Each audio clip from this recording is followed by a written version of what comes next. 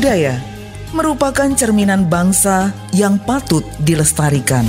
RRI Bandung, Bogor, dan Cirebon mempersembahkan siaran budaya berjaringan, bersatu untuk keragaman.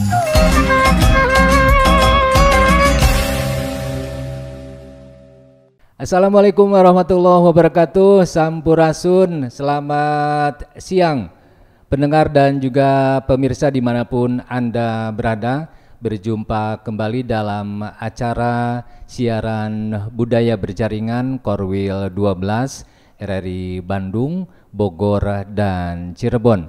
Saya Rawijaya akan memandu Anda dalam obrolan budaya siaran berjaringan ini dengan topik Ulin Barong dalam dunia pendidikan. Dan sudah hadir seorang budayawan Jawa Barat, Kang Krisna Andriana SPD. Saya akan sapa.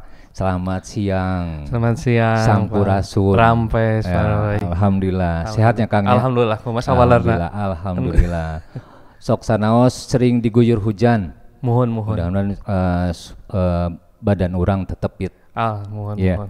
Baik pendengar dan juga pemirsa, topik kita tentang Ulin Barong dalam dunia pendidikan. Tapi kita akan tanya dulu nih narasumbernya, apa sih yang disebut dengan Ulin Barong? Ulin Barong ya, baru dengar ya Ulin Barong ya. Gitu.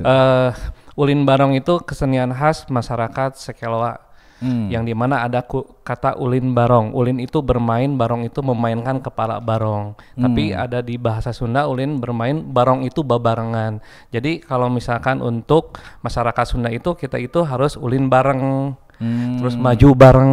Nah kalau di bahasa Indonesia kan ya ulin barong itu menggunakan bermain kepala barong gitu. Barong itu babarengan gitu. Oh gitu. Jadi awal katanya awal gitu ya? kata itu dari ulin dan barong. Kang, gitu. Yang saya tahu barongsai. Nah itu yang budaya Cina ya, seperti betul. itu, walaupun di kita juga sudah ada ya. Ada. Nah apa bedanya ulin barong dengan itu? Ulin barong itu asli khas kota Bandung. Ya ada perbedaan antara ulin barong dengan barongsai. Ulin barong itu menggunakan alat tradisional. Mulai dari satu set kendang penca, beduk, goong, trompet, ditambah pesinden. Beda dengan barongsai, hanya menggunakan tambur. Kemudian ulin barong itu menggunakan gerakan pencaksilat. Menggunakan gerakan pencaksilat. Kalau di barongsai ada pola main tonggak. Kalau di ulin barong itu gerakan-gerakan pencaksilat yang digerakkan di kepala barong. Gerakan ulin barong itu ada ke kiri, ke kanan, ke bawah, dan ke atas. Gerakan tersebut itu mengandung makna. Ke kiri dan ke kanan kita itu harus menghargai sesama seniman. Gerakan ke bawah dan ke atas kita itu harus menghormati peraturan mulai dari bawah sampai sang pencipta. Nah itu ulin barong. Iya. Kalau dalam memainkannya ini, berarti personilnya banyak karena itu alat-alat juga banyak yang dipergunakan. Betul. Memainkan ulin barong, barongnya itu harus ada tiga. Satu barong bapak, satu barong ibu, satu barong anak. Jadi seperti kehidupan, harus menggunakan 3 barong. Satu barong itu digunakan oleh 2 orang. Satu memainkan kepala barong, satu memainkan ekor barong atau disebutnya kekebut. Berarti kalau misalkan memainkan 3 barong ada 6 orang. Ditambah nayaga 10 orang, jadi 16 orang untuk memainkan ulin barong gitu. Terus yang itu tadi dilengkapi juga dengan permainan silat. Itu di mana juga? Permainan silat itu kita mengambil dari kuda-kuda karena memainkan ulin barong itu harus ada keseimbangan. Harus ada keseimbangan yang tadi menggunakan pola lantai. Kita menggunakan pola lantainya melingkar, ada gerak ke kiri, ke kanan, ke bawah, dan ke atasnya. Jadi menggunakan kuda-kuda pencak silatnya gitu. Sebelum kita ngebahas nih, pendengar dan pemirsa juga mungkin kan, ternyata ada di Indonesia gitu kan, Ya, di betul. Jawa Barat Di Jawa gitu. Barat. Ini teh sejak kapan ada gitu? Nah, ulin barong itu sudah ada sekitar tahun 1885 oleh leluhur Sekeloa menciptakan kesenian ulin barong itu. Kalau misalkan dihitung sampai dengan sekarang itu sudah ada 4 generasi. Sudah ada 4 gitu ya. generasi. Yang generasi sekarang itu yang disesepuhi oleh Bapak Aceng Sulaiman. Nah itu adanya awalnya Ya. awalnya memang di Sekeloa. Ya, awalnya itu ada di Sekeloa, tapi sekarang sudah berkembang. Iya. Bukan hanya sekedar di Sekeloa, tetapi ada di Tagog Apu, di Campaka Mekar, di Batu Jajar, di Cililin. Jadi semua sudah berkembang, bukan hanya sekedar ada di Sekeloa saja. Ada di Kabupaten Bandung Barat sudah ada gitu. Oh gitu. Nah itu selain apa? Tadi sekalian di Sekeloa ya. Ya, betul. Penyebarannya ada di 4 tempat itu. Iya, betul. Jadi artinya untuk Jawa Barat itu baru ada di 4 tempat itu yang mengembangkannya. Yang itu mengembangkan sekarang baru 4 titik. Mudah-mudahan setiap tahunnya berkembang di daerah-daerah Jawa Barat atau kota-kota lain selain Kota Bandung dan Kabupaten Kota Bandung. Mudah-mudahan seperti itu terus berkembang gitu. Iya. Nah Kang, kalau dipentaskannya si ulin barong ini di acara-acara seperti Ya. apa? Kalau dulu ulin barong itu dipentaskan, yang pertama itu di acara 17 Agustus, yang kedua di acara hitanan. Iya. Nah, sekarang itu karena sudah berkembang, ulin barong itu mau di acara apapun itu, instansi negeri atau instansi swasta itu bisa menyambut, misalnya menyambut tamu negara luar, itu bisa. Karena si ulin barong itu sudah dipentaskan di perhotelan, di kemudian di mall, kemudian di sekolah. Sekarang itu bisa dipentaskan di mana saja untuk acara opening atau penutupan gitu seni ulin barong. Nah tahapannya kemudian kalau pentas nih, Ya. tahapannya seperti apa ulin barong ini? Tahapan-tahapan seperti pementasan yang dimana kan tadi saya bilang ini dulu mah karnaval. Nah, ketika acara pementasan di tempat, kita ulin barong itu sekarang ada temanya. Setiap penempelan itu ada tema. Misalkan kita mempertunjukkan 3 barong dengan tema keluarga berencana, misalkan seperti itu. Jadi di ulin barong itu bukan hanya sekedar hiburan, tetapi memberikan makna kepada penonton. Jadi ada tuntunannya. Jadi ada pesan yang disampaikan kepada penonton gitu.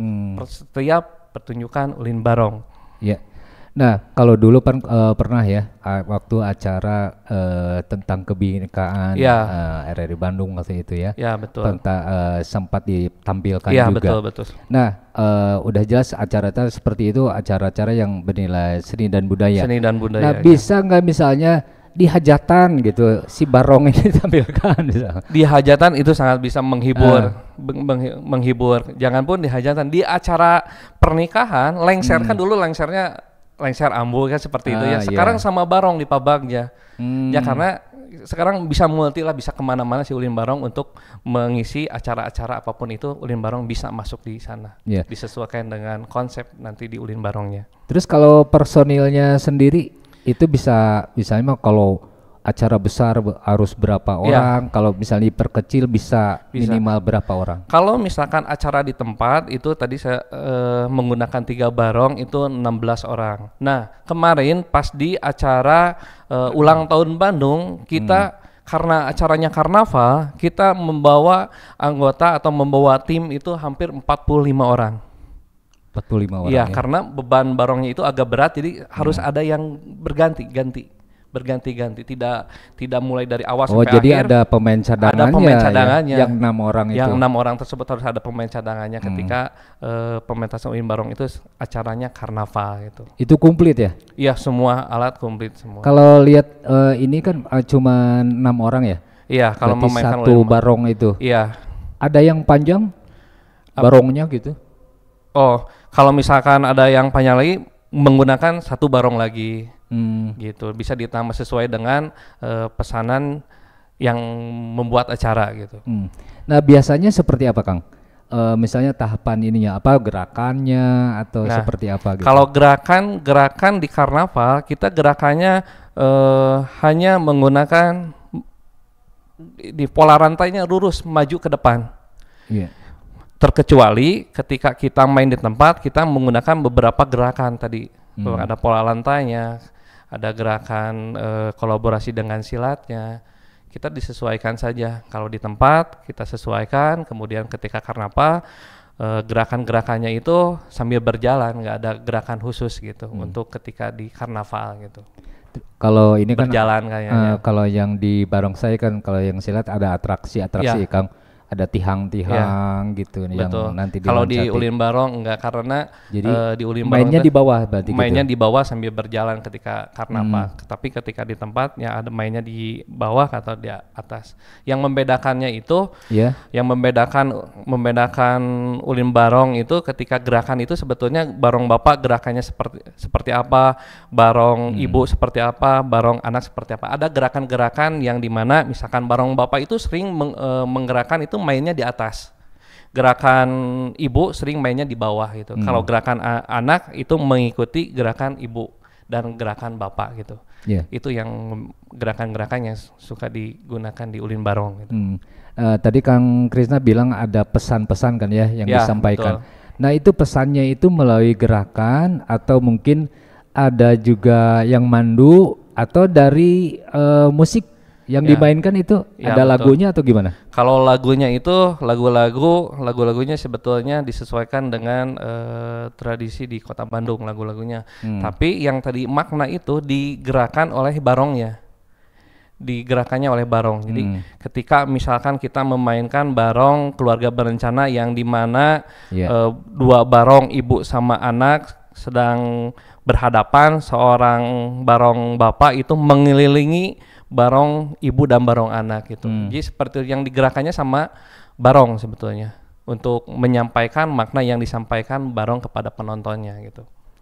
Kang, pementasannya kalau sekarang seringnya di mana? Di pentas seperti apa? Kalau sampai pementasannya itu alhamdulillah seringnya itu kita bekerja sama dengan dinas, sering di perhotelan, di mall juga sering, di sekolah sering. Jadi lebih tiap tahunnya itu pasti kadang misalkan di sekolah, sekarang langsung di mall, tentatif sih suka berubah-ubah, yang lebih sering di acara-acara pemerintahan kayaknya. Kang, bedanya dulu dan sekarang nih? Dulu yang dulu hanya sekadar hitanan 17-an, sekarang lebih ke udah mulai gitu ya? Iya, sudah mulai di menyambut tamu-tamu negara juga sudah mulai seperti halnya pernah dipentaskan di acara Asia Afrika. Nah, kenapa sekarang ya yang jadi pertanyaan nih sudah diperkenalkan ke dunia pendidikan, seberapa mengenal dunia pendidikan terhadap Ulin Barong ini? Nah, kebetulan alhamdulillah di tahun kemarin dunia pendidikan itu menggunakan kurikulum Merdeka. Yang dimana kurikulum Merdeka itu ada proyek P5, dalam proyek P5 itu ada kearifan lokal yang yang mengharuskan mengangkat budaya setempat, dan alhamdulillah Ulin Barong pernah dibahas di dalam kurikulum tersebut. Pengenalannya seperti itu di kurikulum Merdeka dan kegiatan P5. Kemudian kita mengenalkan di dalam eskul, di eskul sekolah. Eskul sekolah mengenalkan ke peserta didik yang ada di sekolah untuk mengenalkan si seni Ulin Barong itu. Sudah dilakukan mulai bekerja sama dengan dunia pendidikan. Nah, ini kan tadi Kang Krisna juga menyampaikan ada komunitas-komunitas ya yang sudah terbentuk.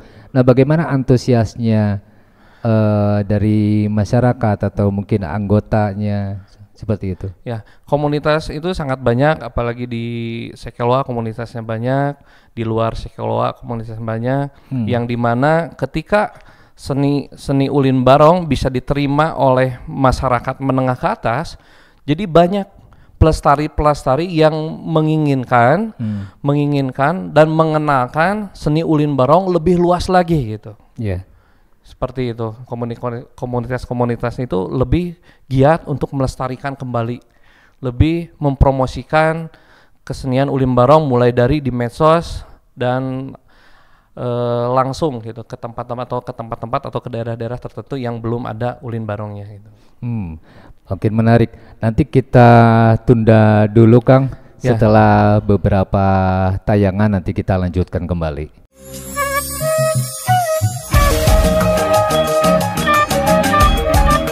Anda tengah mendengarkan siaran budaya berjaringan RRI Bandung, Bogor, dan Cirebon.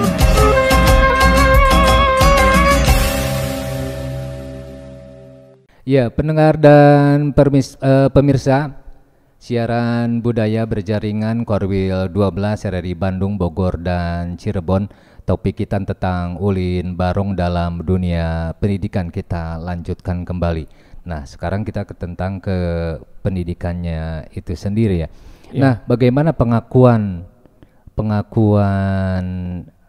pemerintah mungkin ya atau pihak-pihak yang terkait dengan seni atau hasil budaya ini ya, ulin barong ini Kang? Kalau untuk pihak pemerintah mulai dari lurah, camat, kemudian kepala dinas kota dan provinsi, alhamdulillah sampai dengan sekarang selalu mensupport, selalu memberikan ruang sampai ulin barong di tahun 2023 itu sudah ditetapkan menjadi warisan budaya tak benda Jawa Barat. Kemudian di tahun sekarang ulin barong itu sudah ditetapkan menjadi warisan budaya nasional. Jadi udah nasional, udah se-Indonesia kesenian ulin barong itu sudah diakui dan sudah ditetapkan gitu.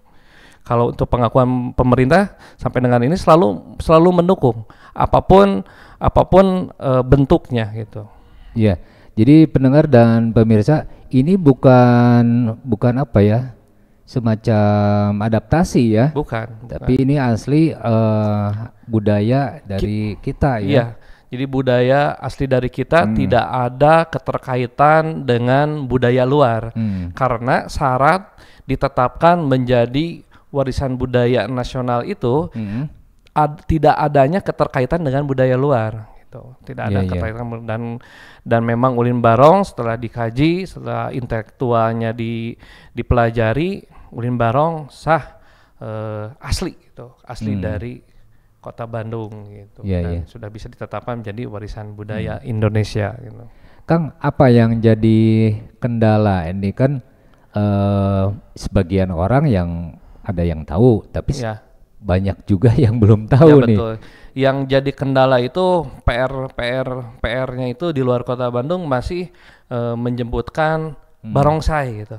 Nah, dengan kata gitu, katanya itu barongsai. Nah, sedikit demi sedikit, mulai dari pengenalan berbentuk e-booknya sudah dibuat, mulai dari pengenalan di media sosial, kita menegaskan bahwa ini ulin barong tidak ada kaitannya dengan barongsai dan ini namanya barong, bukan barongsai. Mungkin itu kesulitannya itu mengubah perkataan atau sebutan di luar Kota Bandung. Kalau di dalam Kota Bandung itu udah pasti ini ulin barong, tapi di luar Kota Bandung masih menganggap atau menyebutkan ini barongsai. Itu kesulitannya seperti itu sih. Tapi sampai hari ini saya selalu mempromosikan ini kesenian ulin barong khas Kota Bandung gitu. Iya, saya juga jadi terbersit nih.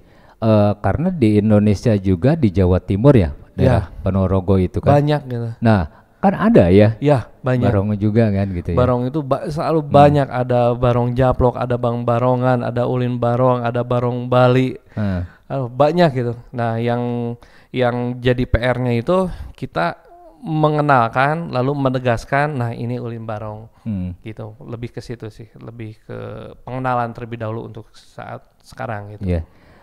Lalu Kang, sebagai budayawan Kang Krisna nih ya, upaya apa yang sudah dilakukan? Tadi kan sudah diakui juga ya secara nasional, internasional juga bahwa ini warisan budaya tak benda. Betul. Nah, seperti itu. Nah, untuk juga menjadi masuk di kurikulum dalam dunia pendidikan, upaya apa yang sudah dilakukan? Upaya-upaya yang sudah dilakukan, yang pertama bekerja sama dengan dunia pendidikan, kemudian bekerja sama dengan beberapa sekolah yang memang adanya eskul ulin barong, kemudian mengadakan workshop di beberapa tempat workshop di beberapa tempat tentang Ulin Barong untuk pengenalannya. Nah itu sampai seperti itu sih upaya-upaya saya untuk mengenalkan Ulin Barong selain di media sosial saja, mengenalkan workshop-workshop atau di daerah-daerah tertentu gitu. Yeah. Kang, sekolah-sekolah mana yang sudah ekskulnya sudah ada? Kalau dulu sama sesepuh itu pernah di SD Sekelwa, di SD Sekelwa, kemudian bekerja sama dengan SMK Merdeka, dan nanti nextnya kita akan bekerja sama dengan beberapa sekolah lagi yang ada di Kota Bandung dan di luar Kota Bandung gitu. Kalau nih misalnya ada siswa atau pelajar ya yang ingin ikut tergabung dalam komunitas Ulin Barong ini gitu. Nah ini apa yang harus jadi modalnya dulu misalnya gitu? Jika dia harus bisa apa? Gitu. Jika ada masyarakat yang ingin mengenal atau belajar tentang Ulin Barong, tinggal datang, yang misalkan Kota Bandung tinggal datang ke Sekelwa, luar Kota Bandung bisa datang di Padararang atau sekitarnya yang sudah ada Ulin Barong. Modalnya itu keinginan dulu. Kalau untuk keterampilan, untuk pengetahuan sambil berjalan, yang terpenting itu niat dan keinginan anak tersebut ingin mengenal atau belajar tentang Ulin Barong. Niat dan keinginan di dalam dirinya anak tersebut. Nggak apa-apa, belum bisa apapun itu karena kan niatnya belajar, nanti diajarkan. Ikut dulu gitu. Seperti itu kayak. Nah, kemudian apa misalnya nih masyarakat gitu yang luas ini, terutama para pelajar nih, siapapun lah, siapapun yang ingin tahu kemudian belajar tentang Ulin Barong ini. Nah ini ketika masuk di komunitas apa yang dipelajari atau kegiatan seperti apa yang diikuti? Ketika ada yang masuk di komunitas, yang pertama yang dipelajari yaitu pengetahuan dulu tentang Ulin Barong. Pengetahuannya dulu diberikan, setelah pengetahuannya dulu diberikan, kemudian langsung ke keterampilannya. Tadi lupa, di Ulin Barong itu bukan hanya sekedar seni pertunjukan, sampai sekarang UMKM-nya sudah berjalan.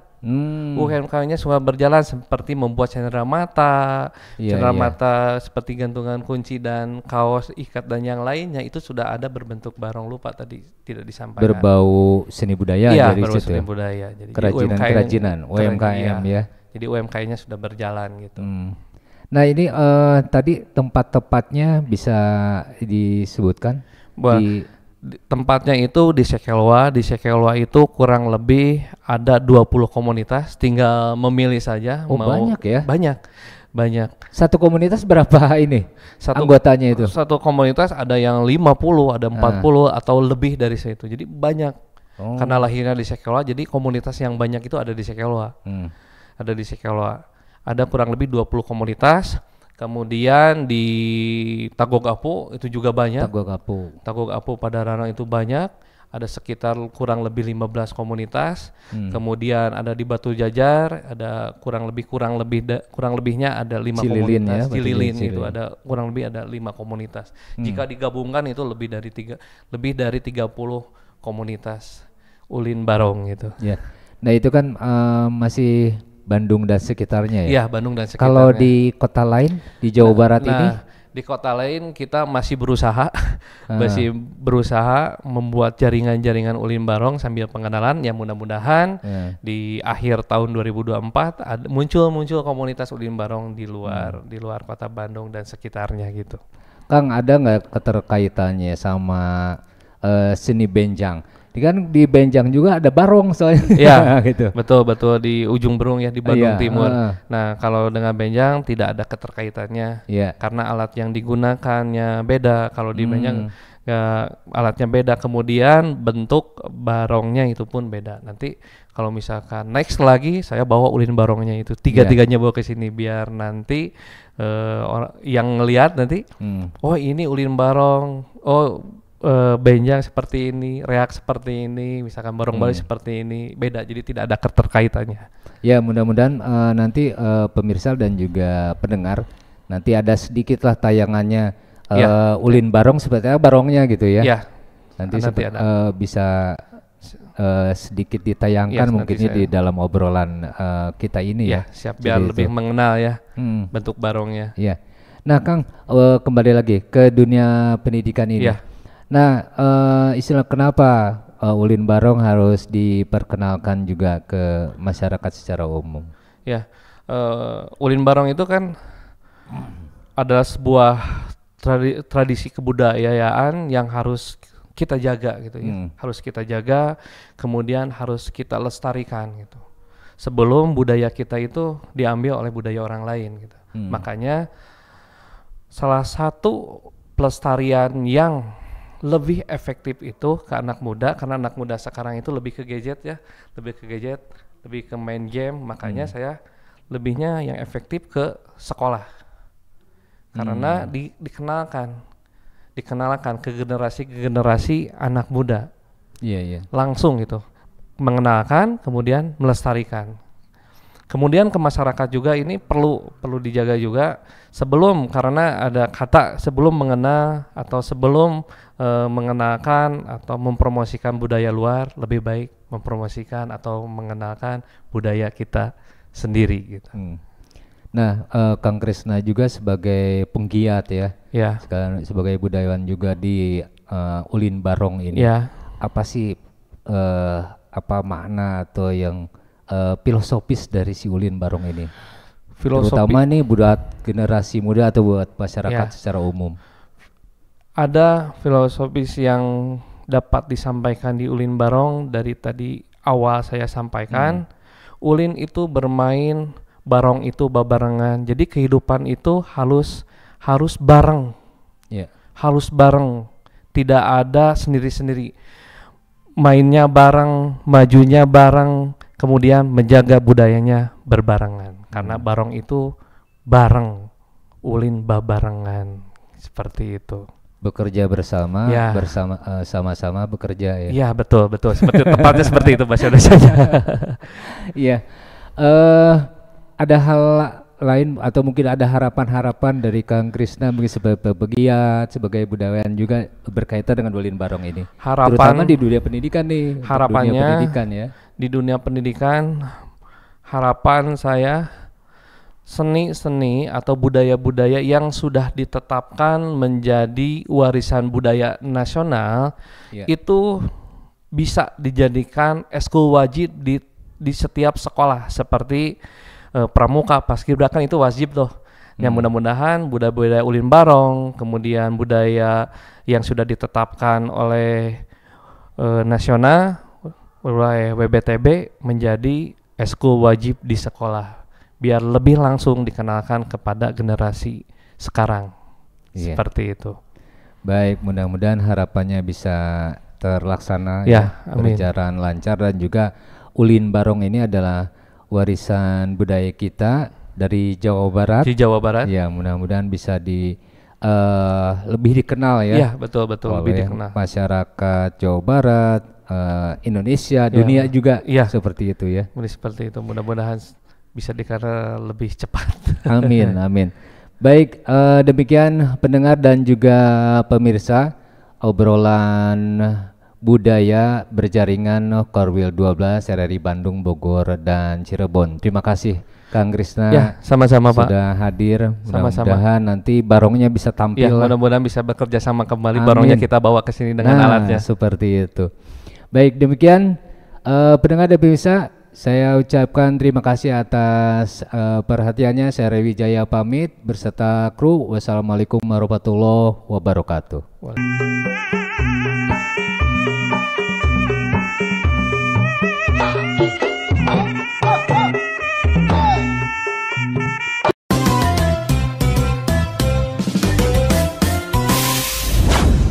Demikian siaran budaya berjaringan RRI Bandung, Bogor, dan Cirebon.